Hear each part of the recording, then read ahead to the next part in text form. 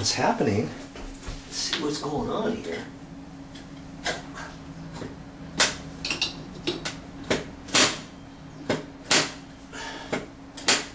Okay, it looks like I'm going to have to slightly make an adjustment down there. It's got, let me take you back down underneath here for a minute. So you can adjust this. You see this rod, sometimes this could be bent out of whack, and then see there's a set screw up there. You can loosen that up and either raise this up, this whole thing up on the rod, or down, whichever way you need to do it. And then make your adjustments accordingly. Check it out again, because see, this is a different pop-up valve from before, and it's supposed to be a universal one, and so you may have to do some adjustments.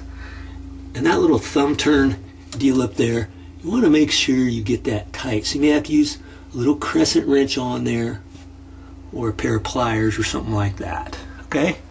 Get her adjusted. You can do it. Okay, I played around with it a little bit, made some adjustments, and voila. See there? Drain's fine. Pull it up. Looks like it's even holding water, even though this knob was bigger than the other one, remember? It doesn't fit down flush like the other one. But it still works. And I can make that do for a while. I really want to get the old one back, you know, to match the existing. That's another $100 it's going to cost me to do that. You know, so if you can live with this one, do it. One important tip I need to show you. Remember that little thumb turn up there? If you got a little crescent wrench like this, set it about like that, you can get up in there and tighten that up, loosen it, adjust that how you want, and then tighten it back up. But here's the thing, you want to make sure you don't tighten that so tight that the thumb turn breaks off, because I've had it happen before, and then if you ever want to adjust it, it's a real pain to get off. Then you have to find a new little riser thing and go back to the store and make a purchase, come back here and reinstall it all again. Okay, so make sure you don't over tighten that. It's easy to snap off. Once you think you're done, turn the water back on. I'm going to let it run for a little bit, and I want to make sure that it doesn't start dripping out of there. I want to wipe this up as best I can. I even left a mark on the melamine. Might be able to get something to clean that with. But then I'm going to check this in a few minutes and make sure I don't have any drips. Because if I have a drip, guess what?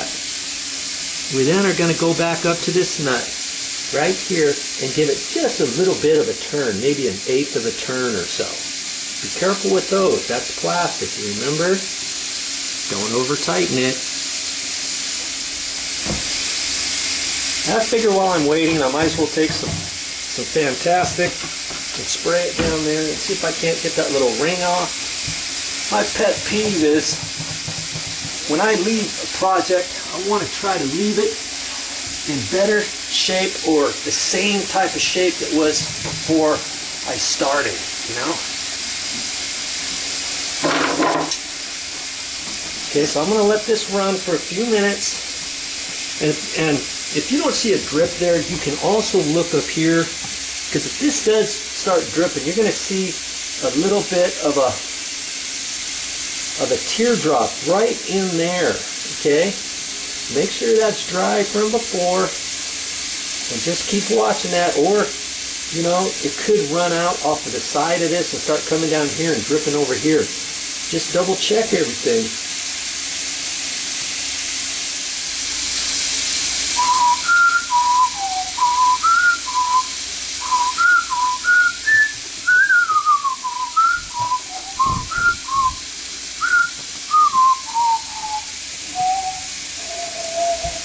Well, I've waited a bit, a couple minutes.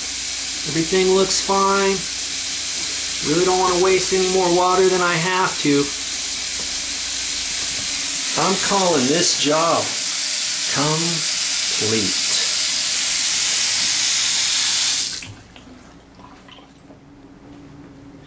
Oh, that's funny. And you thought I just took off concealed door hinges just to show on a video. Nah, I do that even for myself.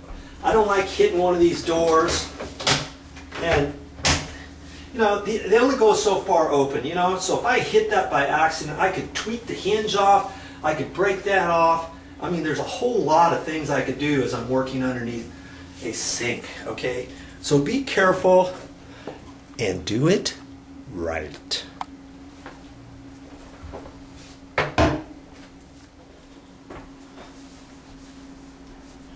Clean up after yourself when you get done so it doesn't even look like you were there.